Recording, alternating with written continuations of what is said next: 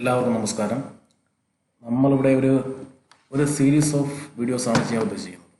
Topic എന്ന് പറയുന്നത് hydraulics and pneumatics ആണ്. അപ്പോൾ ഈ video ITI fitter trade second year fitter ട്രേഡിലുള്ള ട്രെയിനീസിന് മാത്രം ഉദ്ദേശിച്ചുള്ള ഒരു വീഡിയോയാണ്. അപ്പോൾ ഹൈഡ്രോളിക്സ് ആൻഡ് ന്യൂമാറ്റിക്സ് അത് എന്താണ് ഈ NSQF ലെവൽ 5 ആയപ്പോഴത്തേക്ക് അഡീഷണൽ ആയിട്ട് കുറച്ച് കൂടുതലായിട്ട് കണ്ടൻറ്റ് ഇതിൽ ആഡായിട്ടുണ്ട്. അപ്പോൾ അത് നിങ്ങൾ പല വീഡിയോസും ഇതൊരു നിലവിൽ കണ്ടു കാണും. ഇപ്പോൾ ഇതിൽ ചെയ്യുന്നതെന്ന് വെച്ചാൽ നിങ്ങളുടെ നിമിയ ടെക്സ്റ്റ് ബുക്ക്, അതായത് സെക്കൻഡ് ഇയറിലെ ടെക്സ്റ്റ് ബുക്ക്, ആ ടെക്സ്റ്റ് ബുക്കിനകത്ത് ആ ടെക്സ്റ്റ് ബുക്കിൻ്റെ പേജ് തന്നെയാണ് ഇതിൽ കാണിക്കുന്നത്. അപ്പോൾ നിങ്ങൾ ചെയ്യേണ്ടത് നിങ്ങൾ ടെക്സ്റ്റ് ബുക്ക് എടുത്തിട്ട് ഇതിൽ പഠിപ്പിക്കുന്ന കാര്യങ്ങൾ ഞാൻ മാർക്ക് ചെയ്തിട്ടുള്ള ആ പോയിന്റ് എന്ത് ചെയ്യുക, നിങ്ങൾ എന്ത് ചെയ്യുക, ടെക്സ്റ്റിനകത്തേക്ക് മാർക്ക് ചെയ്ത് വയ്ക്കുക. ഓക്കെ, എന്നിട്ട് പഠിക്കുമ്പോൾ കുറച്ചുകൂടെ എന്തായിരിക്കും എളുപ്പം നിങ്ങൾക്ക് മനസ്സിലാവും.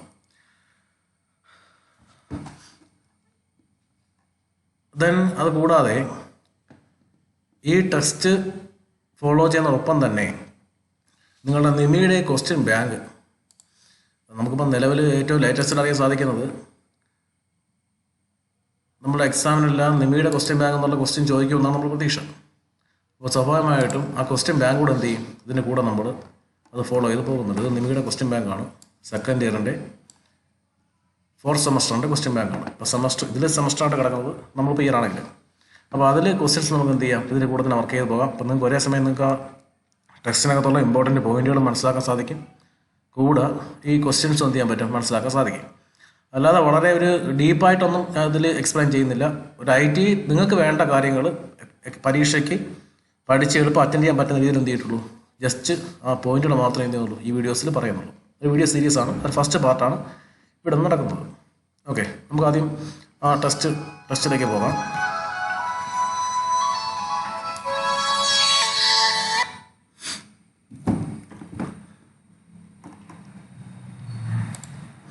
ഓക്കെ, ഇതാണ് നിങ്ങളുടെ ടെക്സ്റ്റിൻ്റെ ആ ഹൈഡ്രോളിക്സ് ആൻഡ് ന്യൂമാറ്റിക്സ് പോർഷൻ തുടങ്ങുന്ന ആ ഒരു പേജ്. ജസ്റ്റ് ഹൈഡ്രോളിക്സ് മീൻസ് അറിയാമല്ലോ, നമ്മളിപ്പം JCB ഉണ്ട്, അങ്ങനെ കാറിൻ്റെ ഒക്കെ ബ്രേക്കുകൾ, ഇതെല്ലാം ഹൈഡ്രോളിക് സിസ്റ്റംസാണ് വർക്ക് ചെയ്യുന്നത്. അപ്പോൾ ഹൈഡ്രോളിക്സ് സിമ്പിൾ ഇത്രയേ ഉള്ളൂ, നമ്മൾ സിസ്റ്റം വർക്ക് ചെയ്യുന്നു, ആ സിസ്റ്റത്തിൻ്റെ വർക്കിനെ ഈസി ആക്കാനോ അല്ലെങ്കിൽ സിസ്റ്റം വർക്ക് ചെയ്യാനോ ഒരു മീഡിയം ഉപയോഗിക്കും. ആ മീഡിയം ലിക്വിഡ് സ്റ്റേജിലുള്ള മീഡിയം ആണെങ്കിൽ, ഓയിൽ പോലുള്ള മീഡിയം ആണെങ്കിൽ അതാണ് എന്ത് ഹൈഡ്രോളിക്സ് അല്ലെങ്കിൽ ഹൈഡ്രോളിക് സിസ്റ്റം എന്ന് പറയുന്നത്. നെക്സ്റ്റ് ന്യൂമാറ്റിക്സ് ആണ്. ന്യൂമാറ്റിക്സ് എന്ന് പറയുമ്പോഴത്തേക്ക് നേരത്തെ പറഞ്ഞ സെയിം കാര്യം തന്നെയാണ്, പക്ഷേ ഇവിടുത്തെ മീഡിയം എന്ന് പറയുന്നത് എയർ ആയിരിക്കും. എയർ നോർമലി അത് കംപ്രസ്ഡ് എയർ ആയിരിക്കും, അതാണ് ന്യൂമാറ്റിക് സിസ്റ്റം വരുന്നത്. നമ്മൾ ആദ്യത്തെ ഇൻട്രൊഡക്ഷൻ വരുന്നത് ആപ്ലിക്കേഷൻ ഓഫ് ന്യൂമാറ്റിക്സ് ആണ്. സിംപ്ലി ആ ന്യൂമാറ്റിക്സിൻ്റെ ഒരു സ്റ്റാർട്ടിങ് ഇൻട്രൊഡക്ഷനാണ് ഈ ഒരു പാർട്ടോട് ഉദ്ദേശിക്കുന്നത്. ഓക്കെ, അപ്പം ഞാൻ ഈ ടെസ്റ്റിൻ്റെ ഓരോ ഓർഡറും ഞാനത് എന്ത് ചെയ്യുന്നില്ല, ഷിഫ്റ്റ് ചെയ്യുന്നില്ല. നിങ്ങൾ ടെക്സ്റ്റിൻ്റെ ഓർഡർ എങ്ങനെ ഫോളോ ചെയ്യുന്നുവോ ആ ഓരോ 1 by പേജായിട്ട് എന്ത് ചെയ്യുള്ളൂ, ഇതും പോകുള്ളൂ. അത് നിങ്ങൾ എളുപ്പത്തിന് വേണ്ടി ചെയ്തേക്കുന്നതാണ്. അപ്പോൾ നിങ്ങളുടെ എക്സാം വ്യൂവിൽ മാത്രം ഉള്ള ഒരു കൺസെപ്റ്റാണിത്. ITI കുട്ടികൾക്ക് മാത്രമുള്ളതാണ്, അല്ല ഡീപ്പായിട്ടൊന്നും ഇതിനെപ്പറ്റി പോകുന്നില്ല. എക്സാം അങ്ങനെ അറ്റൻഡ് ചെയ്യാം, ആ നിമിയുടെ ക്വസ്റ്റ്യൻ ബാങ്കിലെ ക്വസ്റ്റ്യൻസ് എങ്ങനെ എളുപ്പം നിങ്ങൾക്ക് മനസ്സിലാക്കാം, അത് മാത്രം ഇവിടെ ഫോളോ ചെയ്യുന്നു. ഓക്കെ, അപ്പോൾ first over view of pneumatics ആണ്. ന്യൂമാറ്റിക് ആ വേർഡാണ്. ഒറിജിനൽ വേർഡ് ന്യൂമ എന്നുള്ള ഗ്രീക്ക് വേർഡാണ്. ആ pneuma is taken from Greek language which means breathing. അതായത് ഞാൻ നേരത്തെ പറഞ്ഞു, ന്യൂമാറ്റിക് സിസ്റ്റത്തിൽ നമ്മൾ എയർ ആണ് അവിടെ ഉപയോഗിക്കുന്നത്, സിസ്റ്റം വർക്ക് ചെയ്യാണ്ട് ഉപയോഗിക്കുന്ന എയർ ആണ്. അപ്പോൾ സ്വാഭാവികമായിട്ടും ആ സിസ്റ്റം വർക്ക് ചെയ്യുമ്പോഴത്തേക്ക് എയറിനെ അകത്തേക്ക് വലിച്ചെടുക്കുകയും സിസ്റ്റത്തിൻ്റെ ഉള്ളിലേക്ക് വലിച്ചെടുക്കുകയും അതിൻ്റെ യൂസ് കഴിഞ്ഞിട്ട് എയർ എന്ത് ചെയ്യും, പുറത്തേക്ക് വിടുകയും ചെയ്യും. നിങ്ങളത് ഫീൽ ചെയ്ത് കാണും. നമ്മൾ ബസ്സിൻ്റെയൊക്കെ വലിയ ബസ്, ടിപ്പർ, ലോറിയൊക്കെ ഇടയ്ക്കിടയ്ക്ക് ഇങ്ങനെ എയർ പുറത്തേക്ക് ചുറ്റും സൗണ്ട് വെക്കും. അത് ആക്ച്വലി ഈ ബ്രേക്ക് ന്യൂമാറ്റിക് ബ്രേക്ക്, ആ എയർ ബ്രേക്ക് എന്നുള്ള എയർ എന്ത് ചെയ്യുന്നതാണ്, കുറച്ച് എസ്കേപ്പ് ആവുന്നതാണ്, അല്ലെങ്കിൽ അതിൻ്റെ ഉപയോഗം കഴിഞ്ഞ് എസ്കേപ്പ് ആവുന്നതാണ്. ഓക്കെ, അപ്പോൾ അതുകൊണ്ട് ആ ഒരു കൺസെപ്റ്റിനകത്ത് വിളിക്കുന്നത് ഇവിടെ ന്യൂമാറ്റിക്സിന് പേര് വരാൻ കാര്യം, അല്ലെങ്കിൽ ന്യൂമ എന്നുള്ള ഗ്രീക്ക് വേർഡ് ഇവിടെ എടുക്കാൻ കാര്യം, അതിൻ്റെ വേർഡിൻ്റെ മീനിങ് ബ്രീത്തിങ് ആണ്. അതേപ്പറ്റി കൂടുതൽ പറയണ്ട. അതിലുള്ള ഒരു ക്വസ്റ്റ്യൻസ്, ഈ വേർഡ് എന്നുള്ള ക്വസ്റ്റ്യൻസ് ഒന്നും നമ്മുടെ ക്വസ്റ്റ്യൻ ബാങ്കിൽ പറയുന്നില്ല. അതുകൊണ്ട് നമ്മൾ കൂടുതൽ ഇതിനെപ്പറ്റി ചിന്തിക്കേണ്ട. ഇത്രയും മനസ്സിലാക്കുക, ന്യൂമാറ്റിക്സ് എന്ന് പറയുന്ന ആ ഒരു പേര് വന്നത് ന്യൂമ എന്നുള്ള ഗ്രീക്ക് ലാംഗ്വേജിൽ നിന്നാണ്. അതിൻ്റെ മീനിങ് എന്ന് പറയുന്നത് ബ്രീത്തിങ് ആണ്, ബ്രീത്തിങ്. ഓക്കെ, ആ ഡെഫിനിഷൻ പറയുന്നുണ്ട്. It is A science under which you study properties and application of air. അതായത് ഇത് സ്റ്റഡിയാണ് എയറിൻ്റെ പ്രോപ്പർട്ടി ആപ്ലിക്കേഷൻ. കറക്റ്റ് പറഞ്ഞാൽ ന്യൂമാറ്റിക് സിസ്റ്റം എന്ന് പറയുന്നത് എയർ ഉപയോഗിച്ച് വർക്ക് ചെയ്യുന്ന സിസ്റ്റത്തിനെ കുറിച്ചുള്ള സ്റ്റഡീസാണ് എന്ത് ന്യൂമാറ്റിക്സ് എന്ന് പറയുന്നത്. ഓക്കെ, അപ്പം ആ ഒരു പോർഷൻ കഴിഞ്ഞു. ഞാൻ നിങ്ങൾക്ക് ഇതിൻ്റെ ഒരു സിമ്പിൾ ഒരു ആപ്ലിക്കേഷൻ ജസ്റ്റ് ഒന്ന് പറയാം, ഒരു ഓവർവ്യൂ. അതായത് ഇതൊരു സിമ്പിൾ ഒരു ന്യൂമാറ്റിക് സിസ്റ്റത്തിൻ്റെ ഒരു ലൈൻ സ്കെച്ച് ഡയഗ്രാമാണ്. ഓക്കെ, അപ്പോൾ ഒരു ന്യൂമാറ്റിക് സിസ്റ്റം വർക്ക് ചെയ്യണമെങ്കിൽ ഞാൻ പറഞ്ഞല്ലോ അവിടെ എയറാണ് ഉപയോഗിക്കുന്നത്. അപ്പോൾ സ്വാഭാവികമായിട്ടും ഈ എയർ വെറുതെ ഇപ്പോൾ ഒരു സിമ്പിൾ ഒരു എയർ ഇപ്പോൾ അന്തരീക്ഷത്തിൽ എയറുണ്ട്, എയർ വെറുതെ ഒന്നും ചെയ്യത്തില്ല, വർക്ക് ചെയ്യത്തില്ല. അപ്പോൾ എയറിനെ വർക്ക് ചെയ്യണമെന്നുണ്ടെങ്കിൽ ആ എയറിനെ ഒരു കംപ്രസർ ഉപയോഗിച്ച് ഹൈ പ്രഷറിൽ കംപ്രസ് ചെയ്ത് ഒരു സ്റ്റോറേജ് ടാങ്കിലോ മറ്റോ സ്റ്റോർ ചെയ്ത് വെക്കണം. അപ്പോൾ സ്വാഭാവികമായിട്ടും ആ സ്റ്റോർ ചെയ്ത് വെച്ചേക്കുന്ന എയറിൻ്റെ പ്രഷർ കൂടുതലായിരിക്കും. ആ എയറിനെയാണ് നമ്മൾ എന്ത് ഉപയോഗിച്ച് ചെയ്യുന്നത്, വർക്കിലേക്ക് നമ്മൾ ചെയ്യുന്നത്. നിങ്ങളത് കണ്ടു കാണും. നമ്മൾ ഈ പഞ്ചറൊക്കെ ഒട്ടിക്കുന്ന വർക്ക്ഷോപ്പിൽ അവിടെ എയർ അടിക്കത്തില്ലേ, എയർ അടിക്കുമ്പോഴത്തേക്ക് അല്ലെങ്കിൽ നമ്മൾ ടയറിൽ ബൈക്കിൻ്റെ ടയറിൽ എയർ അടിക്കുന്ന സമയത്ത് നിങ്ങൾക്കറിയാം ആ ഓസിലൂടെ വരുന്ന എയർ എന്ന് പറയുന്നത് ഹൈ പ്രഷറിലാണ്. ആ വർക്ക്ഷോപ്പിൻ്റെ അകത്തേക്ക് നിങ്ങൾ പലപ്പോഴും നോക്കി കാണും, അതിനകത്ത് വലിയ ടാങ്ക് ഇരിക്കുന്ന കാണാം. ആ ടാങ്കിൻ്റെ മുകളിൽ എഞ്ചിൻ പോലുള്ള 2 സിലിണ്ടറൊക്കെ ഇരിക്കുന്ന കാണാം. അത് ആക്ച്വലി കംപ്രസർ യൂണിറ്റാണ്. ആ വലിയ ടാങ്കാണ് സ്റ്റോറേജ്. അപ്പോൾ ആ കംപ്രസർ ഉപയോഗിച്ച് ആ കംപ്രസർ വർക്ക് ചെയ്യുന്നത് കറണ്ട് ഉപയോഗിച്ചായിരിക്കും. ആ കംപ്രസർ ഉപയോഗിച്ച് എന്ത് ചെയ്യുന്നു, നമ്മൾ എയറിനെ നന്നായിട്ട് കംപ്രസ് ചെയ്യുന്നു. കംപ്രസ് ചെയ്ത് ഹൈ പ്രഷറിൽ എന്ത് ചെയ്യുന്നു, നമ്മൾ ആ ഒരു സ്റ്റോറേജ് ടാങ്കിനകത്തേക്ക് എന്ത് ചെയ്യുന്നു, ഫില്ല് ചെയ്ത് വയ്ക്കുന്നു. ഫില്ല് ചെയ്യാൻ വീണ്ടും അതിലേക്ക് നിറച്ച് പ്രഷർ കൂട്ടി വയ്ക്കും. എന്നിട്ട് ആ സ്റ്റോറേജ് ടാങ്കിലെ എയർ നമ്മൾ എന്ത് ചെയ്യുന്നത്, വേണ്ട വർക്കിലെടുക്കണം. അപ്പോൾ നമ്മളെ ബൈക്കിലൊക്കെ കാറ്റടിക്കുന്നത് നമ്മൾ സ്വാഭാവികമായിട്ടും സാധാരണ കൈ പിടിച്ചാൽ കയറാൻ പാടായിരിക്കും. പക്ഷേ ആ ഒരു കംപ്രസ്ഡ് എയറിൻ്റെ പവർ ഉണ്ടാക്കി കാറ്റ് വേഗം അത് ടയറിലേക്ക് ഫില്ലാകുന്നത്. അതൊരു സിമ്പിളി ഒരു ന്യൂമാറ്റിക് സിസ്റ്റം നമുക്ക് വേണമെങ്കിൽ പറയാൻ പറ്റും. ഓക്കെ, അപ്പോൾ ന്യൂമാറ്റിക് സിസ്റ്റം വർക്ക് ചെയ്യണമെങ്കിൽ അവിടെ ഉറപ്പായിട്ടും എന്ത് വേണം, ഒരു കംപ്രസർ അവിടെ മസ്റ്റായിട്ടും വേണം. അപ്പോൾ ഇവിടെ നമ്മൾ ഈ പടത്തിൽ കാണിച്ചേക്കുന്നത് ജസ്റ്റ് പറഞ്ഞുതരാം. ഈ കാണുന്നത് കണ്ടോ, ഇതാണ് ഒരു കംപ്രസർ. ഇവിടെ ഒരു സ്റ്റോറേജ് അവർ കാണിച്ചിട്ടില്ല, ആക്ച്വലി സ്റ്റോറേജ് ഉണ്ട്. ഇവിടെ ഒരു കംപ്രസർ ഇവിടെ ഇരിക്കുന്നു. ഇവിടെ താഴെയായിട്ട് ടാങ്ക് കാണും, ആ ടാങ്ക് ഇവിടെ പറയുന്നില്ല. ഓക്കെ, ഒരു കംപ്രസർ. ആ കംപ്രസറിന് ഇതൊന്നും നിങ്ങൾ ഇപ്പോൾ ചിന്തിക്കേണ്ട. കംപ്രസർ നേരെ എന്ത് ചെയ്യുന്നു, നേരെ ഇതൊരു പാസ് ചെയ്യുന്നു. എന്നാൽ ഇവിടെ നോക്കി, ഇവിടെ ഒരു പിസ്റ്റൺ ആൻഡ് സിലിണ്ടർ അറേഞ്ച്മെൻ്റ് ഉണ്ട്, കണ്ടോ. അതായത് ഒരു സിലിണ്ടർ, അതിനകത്തൊരു പിസ്റ്റൺ, അതിന് മുകളിൽ ഒരു വെയിറ്റ് ഇരിക്കുന്നുണ്ടോ. അപ്പം നമ്മുടെ ലക്ഷ്യം എന്താ, ഈ വെയിറ്റിനെ ഒന്നുകിൽ പൊക്കുക അല്ലെങ്കിൽ താഴ്ത്തുക. അപ്പോൾ ഇവിടെ ഒരു വർക്ക് ചെയ്യാൻ പോവുകയാണ്, ഈ വെയിറ്റിനെ പൊക്കുന്ന വർക്ക് ചെയ്യാൻ പോവുകയാണ്. അങ്ങനെ വെയിറ്റിന് പൊക്കണമെങ്കിൽ ഇവിടെ ചെയ്യുന്ന സിമ്പിളാണ്. ഈ കംപ്രസ്ഡ് എയറിനെ ഹോസ് വഴി നേരെ പാസ് ചെയ്യിച്ച് ഒരു കൺട്രോൾ വാൾവ് കാണും, അതുവഴി കൺട്രോൾ ചെയ്ത് നേരെ എന്ത് ചെയ്യും, ഈ 5ാമത്തെ പോർഷനിൽ ഈ ക്യാവിറ്റിക്കകത്തേക്ക് എന്ത് ചെയ്യും, തള്ളിവിടും. അപ്പോൾ സ്വാഭാവികമായിട്ടും കംപ്രസ്ഡ് എയർ നല്ല പ്രഷർ നിൽക്കുന്നതുകൊണ്ട് തന്നെ നേരെ എന്ത് ചെയ്യും, ഇതിനകത്തേക്ക് വേഗം ഫില്ല് ചെയ്യും. അത് ഫില്ല് ചെയ്യുന്ന സമയത്ത് ഈ എയർ മുകളിലേക്ക് ഒരു പ്രഷർ അപ്ലൈ ചെയ്യും, അതിന് ഫോഴ്സായിട്ട് ആക്ട് ചെയ്യും. ആ ഫോഴ്സിൻ്റെ ഫലമായിട്ട് ഈ പിസ്റ്റൺ മുകളിലേക്ക് മൂവ് ചെയ്യുകയും വെയിറ്റ് മുകളിലേക്ക് പൊങ്ങുകയും ചെയ്യും. അതേപോലെ തിരിച്ച് പറഞ്ഞു കഴിഞ്ഞാൽ ഈ കൺട്രോൾ വാൾവിനെ അടുത്ത പൊസിഷൻ ഇട്ട് കഴിയുമ്പോഴത്തേക്ക് എയർ ഇവിടുത്തെ എയർ കട്ട് ചെയ്തിട്ട് ഈ ബി ഭാഗത്തേക്ക് എന്ത് ചെയ്യും, എയർ പാസ് ചെയ്യുകയും വെയിറ്റ് താഴുകയും ചെയ്യും. അപ്പോൾ നമുക്ക് വേണ്ട സമയത്ത് ഈ ഒരു ഭാരത്തെ പൊക്കുക, അതൊരു മെക്കാനിക്കൽ വർക്കാണ്. ആ വർക്ക് ചെയ്യാനായിട്ട് ഞാനിവിടെ എന്ത് ഉപയോഗിച്ചു, ഒരു കംപ്രസർ അല്ലെങ്കിൽ ഒരു എയറിൻ്റെ ശക്തി ഉപയോഗിച്ചു. അപ്പോൾ ഇത് ആക്ച്വലി എന്താ, ഒരു ന്യൂമാറ്റിക് സിസ്റ്റമാണ്. നെക്സ്റ്റ് വേറൊരു എക്സാമ്പിൾ ഞാൻ പറഞ്ഞുതരാം. ഓക്കെ, ഇത് ഈ പടം ഇങ്ങനെ കാണുമ്പോൾ നിങ്ങൾക്ക് കുറച്ച് മനസ്സിലാക്കാൻ പാടായിരിക്കും. അതെന്തെന്ന് പറഞ്ഞുതരാം. അപ്പം നമ്മളിപ്പം ഒരു സൈക്കിൾ ഓടിക്കുന്നു. ആ സൈക്കിളിൻ്റെ ബ്രേക്ക് ഒരു സിമ്പിൾ മെക്കാനിക്കൽ ബ്രേക്കാണ്. നിങ്ങൾ കൈ ഉപയോഗിച്ച് ആ ലിവറിനെ അമർത്തുമ്പോൾ നിങ്ങൾക്ക് കൈക്ക് എത്ര ശക്തി ഉണ്ടോ ആ ശക്തിയായിരിക്കും എവിടെ ആക്ട് ചെയ്യുന്നത്, ബ്രേക്ക് കട്ട വഴി ആ വീലിലേക്ക് ആക്ട് ചെയ്യുന്നു. വീലിൽ ആക്ട് ചെയ്യുകയും ആ ടയർ സ്റ്റോപ്പ് ആവുകയും വണ്ടി നിൽക്കുകയും ചെയ്യും. അങ്ങനെയാണ് എന്ത് ചെയ്യുന്നത്, സൈക്കിളിൻ്റെ ബ്രേക്ക് ആക്ട് ചെയ്യുന്നു. ബൈക്കിൻ്റെയൊക്കെ ബാക്ക് ബ്രേക്കും അങ്ങനെ തന്നെയാണ് ആക്ട് ചെയ്യുന്നത്. നിലവിലെ ചെറിയ ബൈക്കൊക്കെ ആണെങ്കിൽ ഡിസ്ക് ഒന്നും ഇല്ലാത്ത ബൈക്കാണെങ്കിൽ സ്വാഭാവികമായിട്ടും നമ്മൾ കാറിൻ്റെ ശക്തി കൊണ്ട് ചെയ്യുന്നത് ബൈക്കോടെ നിൽക്കുന്നു. പക്ഷേ നമ്മളൊരു വലിയൊരു ലോറി, ഒരു ടിപ്പർ അല്ലെങ്കിൽ ഒരു വലിയ ബസ്, ഈ സംഗതികളൊക്കെ നിർത്താനായിട്ട് ആ ബസ്സിനകത്തുനിന്ന് ഡ്രൈവർ പെഡലിനെ അമർത്താനായിട്ട് ആ ഡ്രൈവറിൻ്റെ കാലിൻ്റെ ശക്തി കൊണ്ട് മാത്രം നിൽക്കത്തില്ല, ആ ഒരു വണ്ടി നിൽക്കത്തില്ല, നിർത്താൻ പറ്റത്തില്ല. അത്രയ്ക്ക് വലിയ ഹ്യൂജ് ലോഡായിരിക്കും. ഓക്കെ, അപ്പോൾ സ്വാഭാവികമായിട്ടും ഇവിടെ ഇതിൻ്റെ പെടലുണ്ടോ, ബ്രേക്ക് പെടൽ. ഈ ബ്രേക്ക് പെടലിൽ അമർത്താൻ നേരത്ത് ഈ ബ്രേക്ക് പെടലിൽ അമർത്തുന്ന ബലം കൊണ്ടല്ല ആര് നിൽക്കുന്നത്, ഈ വണ്ടി നിൽക്കുന്നത്. അവിടെ ഉപയോഗിക്കുന്നത് ഒരു ന്യൂമാറ്റിക് സിസ്റ്റമാണ് അവിടെ ആക്ച്വലി വർക്ക് ചെയ്യുന്നത്. എയർ ബ്രേക്ക് എന്ന് പറയും. നിങ്ങൾ വണ്ടി നോക്കി അറിയാൻ പറ്റും. വണ്ടിയുടെയൊക്കെ അടിഭാഗത്ത് നമ്മൾ പണ്ട് നോക്കുമല്ലോ, ലോറിയുടെ അടിഭാഗത്ത് നോക്കുമ്പോഴത്തേക്ക് പെട്രോൾ ടാങ്ക് കൂടാതെ 2 or 1 ചെറിയ ടാങ്കുകൾ കാണും. അതിൽ എയർ നീക്കിയേക്കും. അത് ആക്ച്വലി ഈ ടാങ്കാണ്, സ്റ്റോറേജ് ടാങ്കാണ്. അവിടെ ആക്ച്വലി സംഭവിക്കുന്നത് ഇത്രയേ ഉള്ളൂ. നമ്മൾ എൻജിൻ സ്റ്റാർട്ട് ചെയ്ത് എൻജിൻ റൺ ചെയ്യുമ്പോഴത്തേക്ക് ആ എൻജിൻ എന്നുള്ള കുറച്ച് പവറിനെ അബ്സോർബ് ചെയ്തുകൊണ്ട് ഈ കംപ്രസർ എന്ത് ചെയ്യും, വർക്ക് ചെയ്യും. അപ്പോൾ ഈ കംപ്രസർ വർക്ക് ചെയ്യുമ്പോഴത്തേക്ക് കംപ്രസർ എന്ത് ചെയ്യും, എയറിനെ വലിച്ചെടുത്ത് കംപ്രസ് ചെയ്ത് ഹൈ പ്രഷറാക്കി എങ്ങോട്ട് പാസ് ചെയ്യിക്കും, ഈ സ്റ്റോറേജ് ടാങ്കിനകത്തേക്ക് സ്റ്റോർ ചെയ്ത് വയ്ക്കും. അപ്പോൾ സ്റ്റോറേജ് ടാങ്കിൻ്റെ അകത്ത് നിൽക്കുന്ന പ്രഷർ, എയറിൻ്റെ പ്രഷർ എന്ന് പറയുന്നത് വളരെ ഹൈ പ്രഷറായിരിക്കും. ഓക്കെ, ആ ഹൈ പ്രഷർ എയറാണ് എന്ത് ചെയ്യുന്നത്, ഹോസ് വഴി കൺട്രോൾ വാൾവ് വഴിയൊക്കെ ഉപയോഗിച്ച് നമ്മൾ ആ വീലിൻ്റെ, ഇത് 2 വീലാണ്, ആ വീലിനകത്തേക്കുള്ള ചെറിയൊരു പിസ്റ്റണിലേക്ക് എന്ത് ചെയ്യും, അത് പാസ് ചെയ്യും. അപ്പം ഈ എയറിൻ്റെ ശക്തിയിൽ ഈ സിലിണ്ടറിൻ്റെ അകത്തുള്ള പിസ്റ്റൺ എന്ത് ചെയ്യും, ഏതൊരു സൈഡിലേക്ക് മൂവ് ചെയ്യുകയും ഈ ബ്രേക്ക് പാഡ് ഹബിലേക്ക് ഉരഞ്ഞ് വണ്ടി അവിടെ നിൽക്കുകയും ചെയ്യും. ഇവിടെ ആക്ച്വലി നമ്മൾ അപ്ലൈ ചെയ്യുന്ന ലോഡ് എന്തിനു മാത്രമാണ്, ഈ കൺട്രോൾ വാൾവുകളെ പ്രവർത്തിക്കാൻ വേണ്ടി മാത്രമാണ്.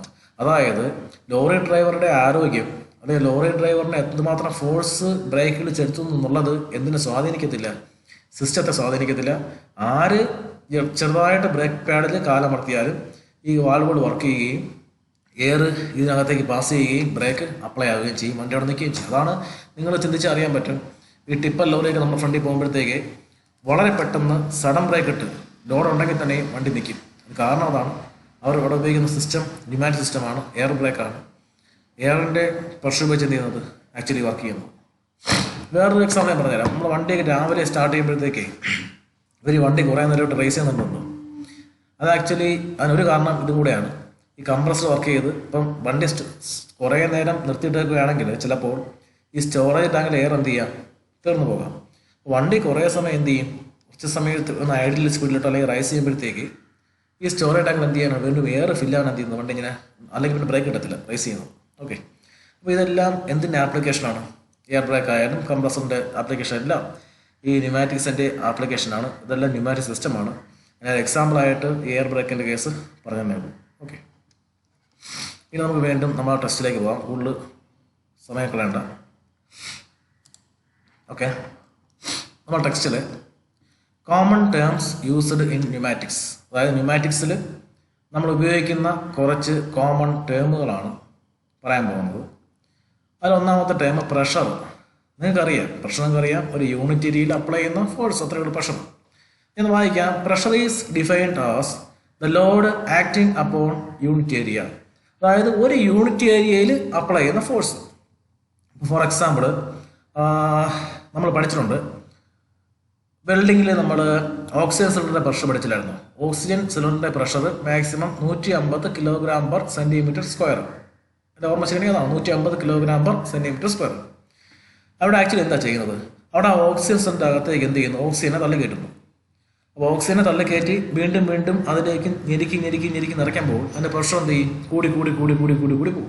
അങ്ങനെ കൂടി 100ആയി, 110ആയി, 120ആയി, 150 kg/cm². അതായത് ആ ഒരു സിലിണ്ടറിൻ്റെ ഉള്ളിലെ ഭിത്തിയിലെ, ആ ഭിത്തി വലിയ ഭിത്തി ആയിരിക്കാം, ആ ഭിത്തിയിൽ 1 cm², അതാണ് unit area, 1 cm² 150 kg force വരുന്ന അത്രയും സമയം വരെ എന്ത് ചെയ്യും, എയറിനെ എന്ത് ചെയ്യും, അല്ലെങ്കിൽ ഞെരുക്കി വെച്ചുകൊണ്ടിരിക്കും.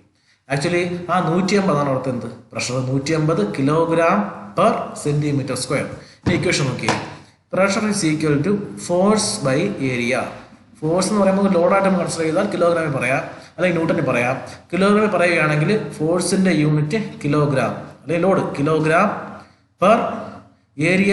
cm² പറയുകയാണെങ്കിൽ cm², അതാണ് kg/cm². അതാണ് യൂണിറ്റ് ഇടാൻ കാര്യം, kg/cm². അപ്പോൾ നിങ്ങൾ ഇത്രയും മനസ്സിലാക്കുക, കൂടുതൽ ചിന്തിക്കേണ്ട. നമുക്ക് പ്രഷർ കണക്ക് കൂട്ടണമെങ്കിൽ ഫോഴ്സ് ബൈ ഏരിയയാണ്. ഓക്കെ, ഇപ്പോൾ ഉദാഹരണത്തിന് ഒരു 10 cm² ഏരിയയിൽ ഒരു വലിയൊരു 100 kg എടുത്ത് വയ്ക്കുകയാണെങ്കിൽ ആ 10 cm² ഏരിയയിൽ അനുഭവപ്പെടുന്ന ടോട്ടൽ ഫോഴ്സ് 100 kg ആണ്. അപ്പോഴത്തെ പ്രഷർ എന്തായിരിക്കും, 100/10. 100 എന്ന് പറഞ്ഞാൽ കിലോഗ്രാം, 100 kg/10 cm².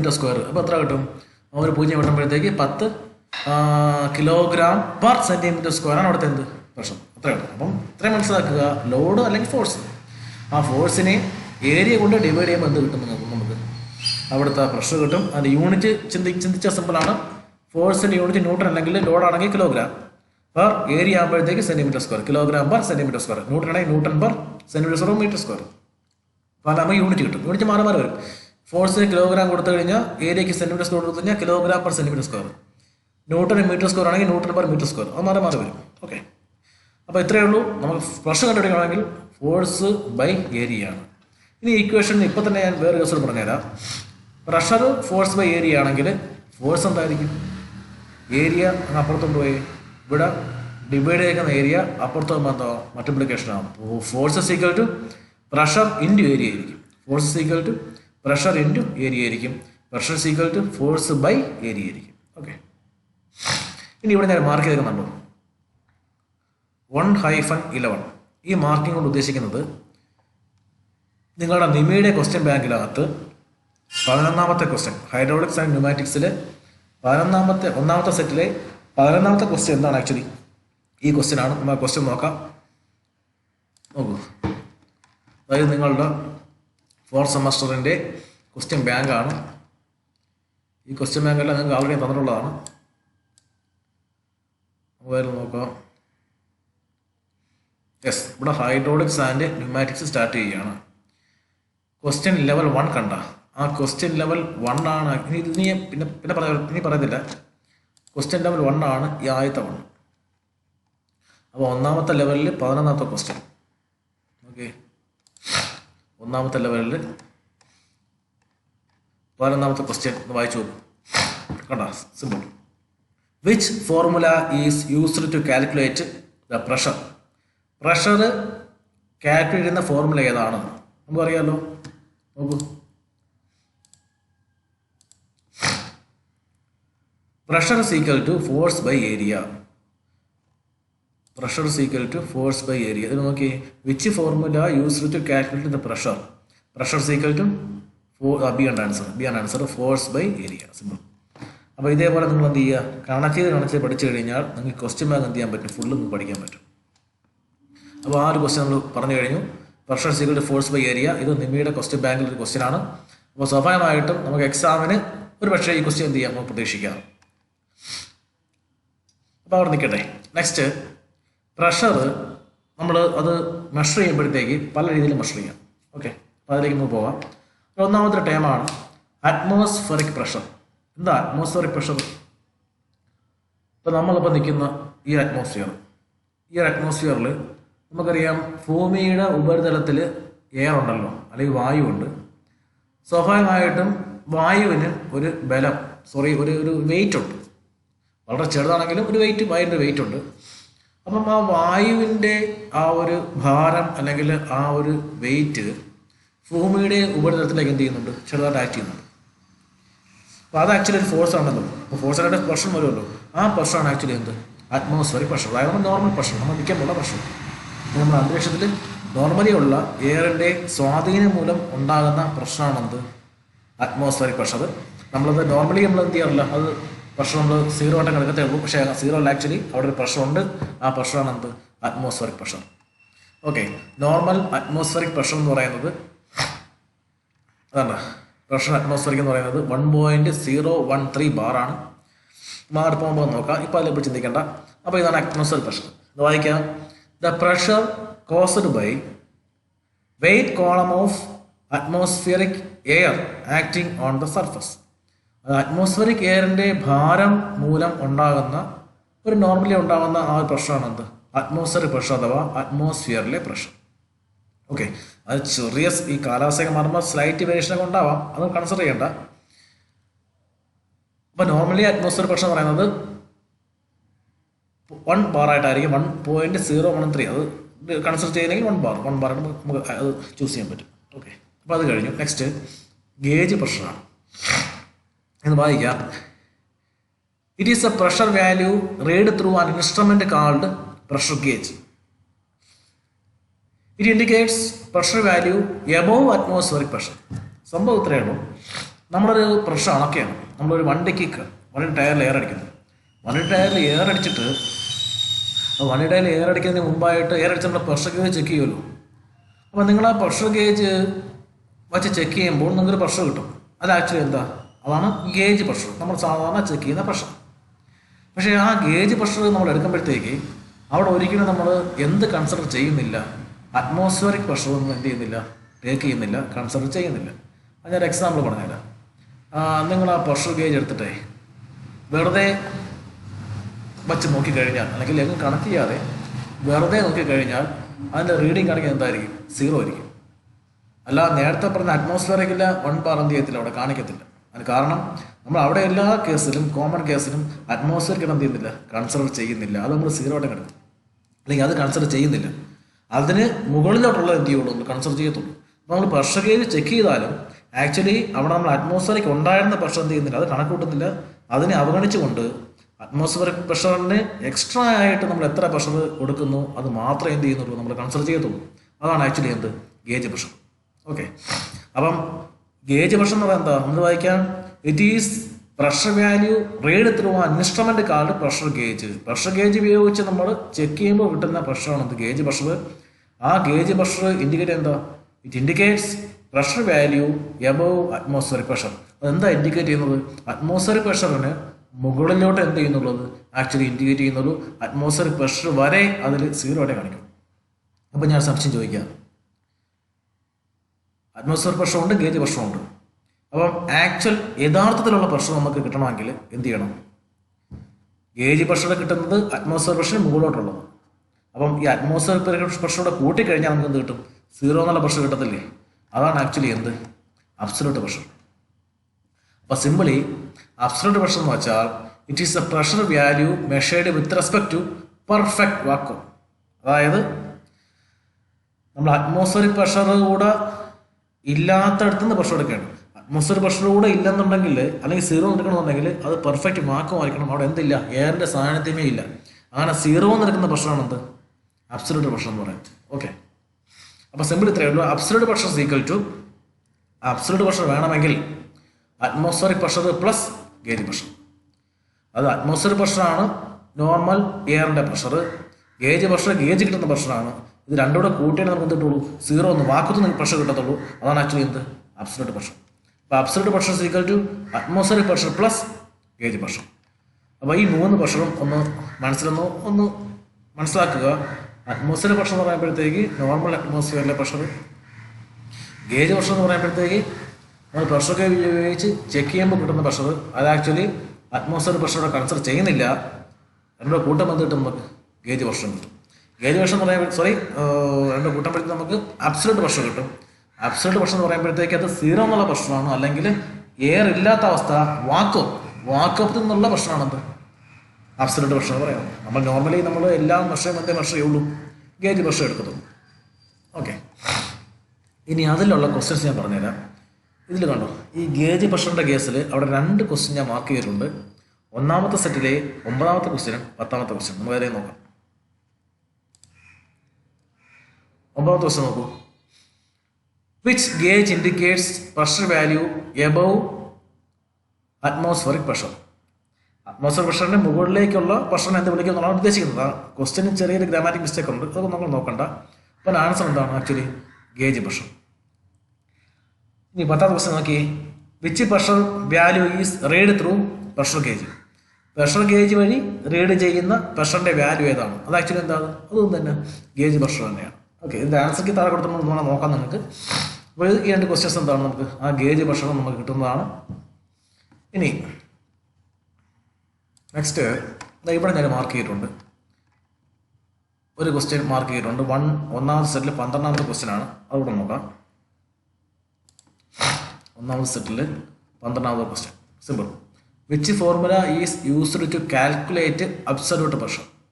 നിങ്ങൾക്കറിയാം absolute pressure is equal to atmospheric pressure plus gauge pressure. ഇവിടെ ആൻസർ ഉണ്ട്, അതുകൊണ്ട് atmospheric pressure plus gauge pressure, ഇതാണ് ആൻസർ. നമ്മൾ നേരത്തെ ഇപ്പോൾ പഠിച്ചു കഴിഞ്ഞതേ ഉള്ളൂ. അത് കണ്ടു, absolute pressure is equal to atmospheric pressure plus gauge pressure. Okay,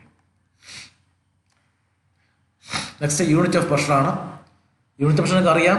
unit of pressure എന്താ, സിമ്പിളാണ് സംഭവം. ലോഡിൻ്റെ അല്ലെങ്കിൽ ഫോഴ്സിൻ്റെ യൂണിറ്റ് എടുക്കുക, പെർ എന്ത് ഏരിയയുടെ യൂണിറ്റ് എടുത്താൽ. ഞാൻ നോക്കാം unit of pressure. Pressure is measured in Pascal. ആ പ്രഷറിൻ്റെ യൂണിറ്റ് നമ്മുടെ ഈ കിലോഗ്രാം പെർ സെൻറ്റിമീറ്റർ സ്ക്വയർ അങ്ങനെ പല സ്റ്റാൻഡേർഡ് വാല്യൂ കൊണ്ട് എന്താണ് അങ്ങനെ പറയുന്നത് പാസ്കൽ. അല്ലെ പാസ്കലിൽ പറയും അങ്ങനെ പി എ എന്ന് ഞാൻ ഇടും pascal. In SI unit 1 pascal is equal to 1 newton per metre square. അതായത് ഫോഴ്സിന് ന്യൂട്ടനും ഏരിയയ്ക്ക് മീറ്റർ സ്ക്വയറും കൊടുത്തു കഴിഞ്ഞാൽ നമുക്ക് കിട്ടുന്ന സംഖ്യ എന്തിലായിരിക്കും? പാസ്കലിലായിരിക്കും. അതായത് ഒരു പാസ്കൽ എന്ന് പറയുന്നത് 1 ന്യൂട്ടൺ പെർ മീറ്റർ സ്ക്വയർ ആയിരിക്കും. അത് പഠിച്ചു വെക്കുക, കാണാടിച്ച് വെക്കുക. 1 പാസ്കൽ is equal to ഇപ്പം പ്രഷറിൻ്റെ യൂണിറ്റാണ് എന്ത്? ഒരു യൂണിറ്റാണ് pascal. 1 pascal is equal to newton per metre square ആയിരിക്കും. ഓക്കെ, അത് അത്രയും ആ പോയിന്റ് മനസ്സിലാക്കുക. താഴെ വേറൊരു യൂണിറ്റ് നമ്മൾ പറയുന്നുണ്ട്, അത് ബാറാണ്. 1 bar is equal to 1 kilogram per centimetre square ആയിരിക്കും. അതും പഠിച്ചു വയ്ക്കുക. അത് കിലോഗ്രാം പെർ സെൻറ്റിമീറ്റർ സ്ക്വയറിലാണ്. ഫോഴ്സിന് നമ്മൾ കിലോഗ്രാം കൊടുക്കുന്നു, ഏരിയയ്ക്ക് സെൻറ്റിമീറ്റർ സ്ക്വയർ കൊടുക്കുന്നു, അപ്പോൾ കിട്ടും കിലോഗ്രാം പെർ സെൻറ്റിമീറ്റർ സ്ക്വയർ കിട്ടും. അതിൻ്റെ പേരെന്താണ്? ബാർ എന്നാണ് വിളിക്കുന്നതിന് ബാർ എന്ന് വിളിക്കുന്നു. ഓക്കെ, അപ്പോൾ അതും എന്ത് ചെയ്യുക? കാണാൻ പഠിച്ചു വയ്ക്കുക. Next, bar is a metric unit of pressure equal to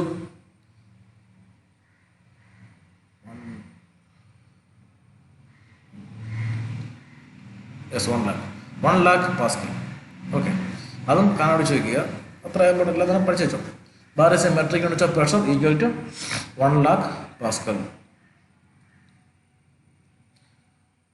അപ്പോൾ ഇത്രയും കാര്യങ്ങൾ ഇത് ആ യൂണിറ്റിൽ വരുന്നതാണ്. അത് ജസ്റ്റ് നിങ്ങൾ കാണാൻ പഠിച്ചു വയ്ക്കുക. അതൊന്ന് ക്വസ്റ്റ്യൻസ് ചോദിച്ചിട്ടുണ്ട്. ഒന്നാമത്തെ സെറ്റിലെ 13, 14, 15 ക്വസ്റ്റ്യൻസ് ഇതിനെ ആധാരമാക്കിയാണ്. നമുക്ക് നോക്കാം. ഒന്നാമത്തെ സെറ്റിലെ 13, what is a unit of pressure in SI unit? അപ്പോൾ SI യൂണിറ്റ് പ്രഷർ നമുക്കറിയാം പാസ്കലാണ്. പാസ്കലിൻ്റെ ഇതെന്താണ്? ന്യൂട്ടൺ പെർ മീറ്റർ സ്ക്വയർ ആണ്. അപ്പോൾ എൻ്റെ ആൻസർ എന്താണ്? ന്യൂട്ടൺ പെർ മീറ്റർ സ്ക്വയർ ആണ്. നമുക്ക് നോക്കാം. ഇത് തന്നെ ആൻസർ കേട്ടോ. Unit of pressure, pressure is measured in pascal in SI unit. 1 pascal is equal to 1 newton per metre square. അതാണ് ആ 13ാമത്തെ ക്വസ്റ്റ്യൻ സൂചിപ്പിക്കുന്നത്. അടുത്ത 14ാമത്തെ ക്വസ്റ്റ്യൻ നമുക്ക് നോക്കാം. 14ാമത്തെ question, which term is a metric unit of pressure equal to 1 lakh pascal? അതായത് 1,00,000 പാസ്കലിന് equal ആയിട്ടുള്ള metric പ്രഷറിനെ എന്ത് വിളിക്കുക, അല്ലെ യൂണിറ്റിനെ എന്ത് വിളിക്കുക എന്നുള്ളതാണ്. നമ്മൾ നോക്കിയതാണ്. നോക്കൂ, കണ്ടോ? 1 bar is a metric unit of pressure equal to 1 lakh pascal. Okay, അതാണ് ബാറാണ് അടുത്ത ആൻസർ. വല്ല ഓപ്ഷൻ നോക്കി, ഓപ്ഷനകത്ത് ബാർ കാണും. യെസ്, ബാറാണ് അടുത്ത ആൻസർ. ഇനി 15ാമത്തെ ക്വസ്റ്റ്യൻ നോക്കി. What is A value of bar in metric unit of pressure? നേരത്തെ പഠിച്ചല്ലോ. 1 bar is equal to 1 kilogram per centimetre square ആണ് ചോദിച്ചേക്കുന്നത്. ആൻസർ നോക്കൂ. What is A value of bar in metric unit? 1 bar is equal to 1 kilogram per centimetre square. Option B ആണ് answer. Okay, ഇതന്നെ കാണിച്ച് നമുക്ക് പഠിച്ചാൽ മതി. വീണ്ടും നമുക്ക് അതിലേക്ക് പോകാം. അപ്പോൾ അവിടെ എന്ത് കഴിഞ്ഞു? പ്രഷറിൻ്റെ കാര്യങ്ങളെല്ലാം കഴിഞ്ഞു. പ്രഷറിൻ്റെ യൂണിറ്റും ഏതാണ്ട് നിങ്ങൾക്ക് മനസ്സിലായി കഴിഞ്ഞു വിശ്വസിക്കുന്നു. Pascal, newton per metre square. ബാറാണെങ്കിൽ kilogram per centimetre square. Okay, next force ആണ്. ഫോഴ്സ് നേരത്തെ ഞാൻ പറഞ്ഞു, pressure equal to force by area. Force equal to pressure into area. അതിന് കൂടുതൽ പറയേണ്ട ആവശ്യമൊന്നുമില്ല. Force is equal to pressure into area. F is equal to P into A. അപ്പോൾ unit എന്ത് കിട്ടും? ചിന്തിക്കൂ. പ്രഷറിൻ്റെ unit newton per metre square ആണെന്ന് വിചാരിക്കുക. പ്രഷറിൻ്റെ യൂണിറ്റ് ന്യൂട്ടൺ മീറ്റർ സ്ക്വയർ ആണ്. ഏരിയ മീറ്റർ സ്ക്വയർ ആണെങ്കിലും മീറ്റർ സ്ക്വയർ വെട്ടിപ്പോവും, ന്യൂട്ടൺ എന്ന് കിട്ടും. തിരിച്ച് കിലോഗ്രാം പെർ സെൻറ്റിമീറ്റർ സ്ക്വയർ ആണ് പ്രഷറെങ്കിൽ ഏരിയ സെൻറ്റിമീറ്റർ സ്ക്വയർ വെട്ടിപ്പോവും, എന്ത് കിട്ടും? കിലോഗ്രാം എന്ന് കിട്ടും. അപ്പോൾ സിമ്പിളാണ്. യൂണിറ്റ് ഓഫ് പ്രഷർ ഫോഴ്സ് എന്ന് പറയുന്നത് force is measured in newton in SI unit. SI unit എന്താണ്? ന്യൂട്ടൺ ആണ്. അപ്പം ഫോഴ്സിൻ്റെ യൂണിറ്റ് എന്താണ്? ആക്ച്വലി ന്യൂട്ടൺ ആയിരിക്കും. ഓക്കെ, ഇനി 1 ന്യൂട്ടൺ എന്ന് പറയുന്നത് ഇവിടെ പഠിച്ചു വയ്ക്കുക. 1 newton is equal to 1 kilogram metre per second square. അതിൻ്റെ ഡെറിവേഷൻ എങ്ങനെ കിട്ടുമെന്ന് നമുക്ക് പറയേണ്ട, പഠിച്ചു വയ്ക്കുക. 1 newton is equal to 1 kilogram metre per second square. Okay, ഇവിടെയും ഫോഴ്സ് നിന്ന് 2 ക്വസ്റ്റ്യൻസ് നമുക്ക് ചോദിച്ചിട്ടുണ്ട്. അത് ഒന്നാമത്തെ സെറ്റിലെ 16ാമത്തെ ക്വസ്റ്റ്യനും 17ാമത്തെ ക്വസ്റ്റ്യനുമാണ്. നോക്കാം. 16ാമത്തെ question, which formula is used to calculate force? അറിയാലോ, force is equal to pressure into area. Pressure into area നോക്കാം. അപ്പോൾ അതാണ് ആ questions. Force is equal to pressure into area. 16ാമത്തെ ക്വസ്റ്റ്യൻ. 17ാമത്തെ ക്വസ്റ്റ്യൻ നോക്കൂ. 17ാമത്തെ question, what is a unit of force in SI unit? SI യൂണിറ്റിലെ ഫോഴ്സിൻ്റെ യൂണിറ്റാണ് ഫോഴ്സ് ന്യൂട്ടൺ എന്തായിരിക്കും അവിടെ അറിയാം നമുക്ക്, ന്യൂട്ടൺ ആണ്. നോക്കൂ, ഇതാണ്ട force measured in newton in SI unit. SI unit newton ആണ്. അപ്പോൾ ഈ 2 ക്വസ്റ്റ്യൻസ് ആണ് ചോദിച്ചേക്കുന്നത്. അപ്പോൾ അത് നമ്മൾ ഈ ഒരു ടേംസ് എല്ലാം കഴിഞ്ഞു. പ്രഷർ 3 ടൈപ്പിലുള്ള അതിൻ്റെ റീഡിങ് ഓഫ് പ്രഷർ, പിന്നെ ടൈപ്സ് ഓഫ് പ്രഷർ, ദെൻ പ്രഷറിൻ്റെ യൂണിറ്റ്, ഫോഴ്സിൻ്റെ യൂണിറ്റ്. ഓക്കെ, നെക്സ്റ്റ് ഒരു ലാ കൂടെ പഠിച്ച് നമുക്ക് സ്റ്റോപ്പ് ചെയ്യാം. ബാക്കിയുള്ള കാര്യങ്ങളെല്ലാം നിങ്ങൾ വായിച്ച് നോക്കുക. അത് ഞാൻ കൂടുതൽ ഇമ്പോർട്ടൻസ് കൊടുത്തിട്ടില്ല. അത് നിങ്ങൾ വായിച്ച് എന്ത് ചെയ്യുക, മനസ്സിലാക്കുക. തൽക്കാലം നമുക്ക് ഈ മെയിൻ പോയിന്റ് മാത്രം നോക്കി പോകാം. Okay, Boyle's law. Next top portion Boyle's law ആണ്. ഞാൻ ലാ എന്ന് വായിക്കാം. Boyle's law statement: if a given mass of gas is compressed or expanded at constant temperature, then the absolute pressure, absolution അറിയാവോ, വാക്കൊന്നും നടക്കുന്ന പ്രഷറാണ് എന്ത് absolute pressure. Absolute pressure is inversely proportional to the volume. അതായത് inversely proportional ആണ്. അപ്പം pressure proportional to 1/വോളിയം എന്ന് പറയണം. അല്ലെങ്കിൽ pressure is inversely proportional volume എന്ന് പറയണം. അത് പകരം പ്രഷർ ഈസ് പ്രൊപ്പോർഷണൽ ടു 1/വോളിയം. ഇപ്പം ടെമ്പറേച്ചർ ഈസ് കോൺസ്റ്റന്റ്. അത് വേറെ ഇതിൽ എഴുതാം. P1 V1 is equal to P2 V2. ഇങ്ങനെ പറയുമ്പോൾ നിങ്ങൾക്ക് മനസ്സിലാക്കാൻ കുറച്ച് ബുദ്ധിമുട്ടായിരിക്കും. ഞാൻ ജസ്റ്റ് ഒരു പടം കാണിച്ചു തരാം.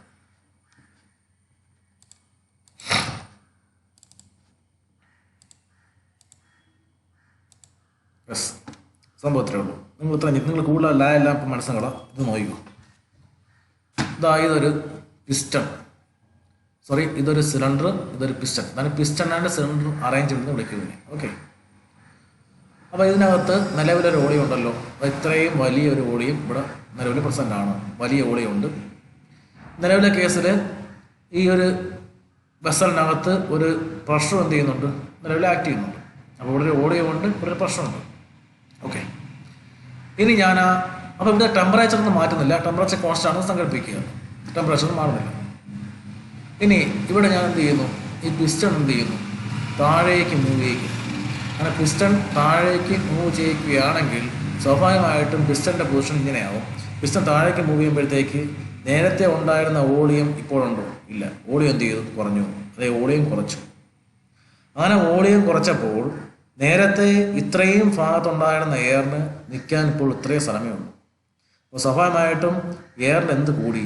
പ്രഷർ എന്ത് ചെയ്തു? കൂടി. ഇത്രയേ ഉള്ളൂ എന്ത് ബോയിൽസ് ലോ. അതായത് ടെമ്പറേച്ചർ കോൺസ്റ്റൻ്റ് ആക്കിക്കൊണ്ട് നമ്മൾ വോളിയത്തെ കുറച്ച് കഴിഞ്ഞാൽ എന്ത് കൂടും? പ്രഷർ കൂടും. തിരിച്ചു പറഞ്ഞാൽ ടെമ്പറേച്ചറിനെ കോൺസ്റ്റൻ്റ് ആക്കിക്കൊണ്ട് വോളിയത്തെ കൂട്ടിക്കഴിഞ്ഞാൽ പ്രഷർ എന്ത് ചെയ്യും? കുറയും. അതായത് പ്രഷറും വോളിയവും എന്താണ്? ഇൻവേഴ്സ്ലി പ്രൊപ്പോർഷനാണ്. ഒന്ന് കൂടുമ്പോൾ ഒന്ന് കുറയുന്നു, മറ്റേത് കുറയുമ്പോൾ മറ്റേത് എന്ത് ചെയ്യുന്നു? കൂടുന്നു. ഇതാണ് സംഭവം. സിംപിളി ബോയിൽസ് ലോ ഇത്രയേ ഉള്ളൂ. ഇനി ആ സ്റ്റേറ്റ്മെന്റ് എന്തെന്ന് നോക്കിയാൽ മനസ്സിലാകും. സ്റ്റേറ്റ്മെന്റ് നോക്കാം. Statement: in a given mass of gas is compressed or expand. ഒരു ഗിവൺ മാസ് ഓഫ് ഗ്യാസിന് എന്ത് ചെയ്യുന്നു? അമർത്തുകയോ എക്സ്പാൻഡ് ചെയ്യുകയോ ചെയ്യുമ്പോൾ എപ്പോൾ? At constant temperature. ഒരു ടെമ്പറേച്ചർ കോൺസ്റ്റന്റ് വരുന്നുണ്ട്. Then absolute pressure is inversely proportional to volume. Pressure കൂട്ടിയാൽ വോളിയം പ്രഷർ കൂട്ടിയാൽ വോളിയം കുറയും. വോളിയം കൂട്ടിയാൽ പ്രഷർ എന്ത് ചെയ്യും? കുറയും. ഇത് പരസ്പരം എന്തായിരിക്കും? ഇൻവേഴ്സ്ലി പ്രൊപ്പോർഷണൽ ആയിരിക്കും. ഇനി ഒന്നുകൂടെ വേണമെങ്കിൽ അപ്പോൾ ഞാൻ കാണിച്ചു തരാം. അപ്പോൾ ഇത്രയുള്ള സംഭവം. ഇവിടെ വോളിയം കൂടുതൽ, പ്രഷർ കുറവ്. ഇവിടെ വോളിയം കുറവ്, പ്രഷർ കൂടുതൽ. ഇപ്പോൾ ഇൻവേഴ്സ്ലി പ്രൊപ്പോർഷണൽ ആയിരിക്കും. ഓക്കെ, ഒന്ന് കൂട്ടിയാൽ മറ്റേത് കൂടും, ഒന്ന് കൂട്ടിയാൽ മറ്റേത് കുറയും. അതിൻ്റെ ഇക്വേഷൻ എഴുതിയിരിക്കുന്നത് പ്രഷർ ഈസ് പ്രപ്പോർഷണാലിറ്റി കൊടുത്തേക്കുന്നത് proportional is equal to volume അല്ല 1/വോളിയം ആണ്. എങ്കിലല്ലേ പ്രഷർ കൂടുമ്പോൾ എന്ത് കുറയുള്ളൂ? വോളിയം കുറയത്തുള്ളൂ. അതാണ് ഇത് സൂചിപ്പിക്കുന്നത്. അപ്പോൾ പ്രഷർ ഈസ് പ്രപ്പോർഷണൽ ടു 1/വോളിയം, അല്ലെങ്കിൽ pressure is inversely proportional to volume. Okay, രണ്ടാമത്തെ ഇക്വേഷൻ നോക്കി. P1 V1 is equal to P2 V2. അത് ഞാൻ വേറൊരു ഫിഗർ കാണിച്ചു തരാം.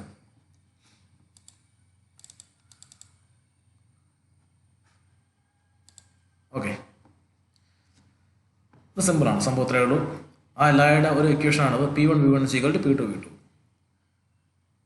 ഇത് രണ്ട് കണ്ടീഷനാണ്. ഒന്നാമത്തെ കണ്ടീഷനിൽ ഇവിടുത്തെ വോളിയം 1 ലിറ്റർ ആയിരുന്നു. അവിടുത്തെ പ്രഷർ എന്ന് പറയുന്നത് 100 mm മെർക്കുറി HG ആയിരുന്നു. മെർക്കുറി പ്രഷറാണ്. 100 mm ഗേജിൽ വരുന്ന പ്രഷറാണ്. ചിന്തിക്കേണ്ട. 100 mm മെർക്കുറി ആയിരുന്നു പ്രഷർ. ഓക്കെ, ദെൻ അതിനെ പിടിച്ച് അമർത്തി പിസ്റ്റനെ പിടിച്ച് താഴേക്ക് മൂവ് വെച്ചപ്പോഴത്തേക്ക് വോളിയം എന്ത് ചെയ്തു? വോളിയം നേരെ കുറഞ്ഞു. 0.5 ലിറ്ററായിട്ട് വോളിയം കുറഞ്ഞു. പക്ഷേ P2 എന്ത് സംഭവിച്ചു? പ്രഷർ കൂടി. പ്രഷർ 200 mmHgയുടെ പ്രഷർ എന്ത് ചെയ്തു? കൂടി. അപ്പോൾ ചുരുക്കി പറഞ്ഞാൽ ഈ രണ്ട് കണ്ടീഷൻ എടുത്തിട്ട് P1 V1 അതായത് P1 ഉം V1 കൂടെ ഗുണിക്കുക. സീക്വൽ ടു എന്തായിരിക്കും? P2 ആയിരിക്കും. എന്നെ ഗുണിച്ച് ചോദിക്കും. 1 × 100 is equal to 200 × 0.5. 2000 കിട്ടും നമുക്ക്. ഈ ഒരേ വാല്യൂവിന് കിട്ടും. ആണ് ഇക്വേഷൻ.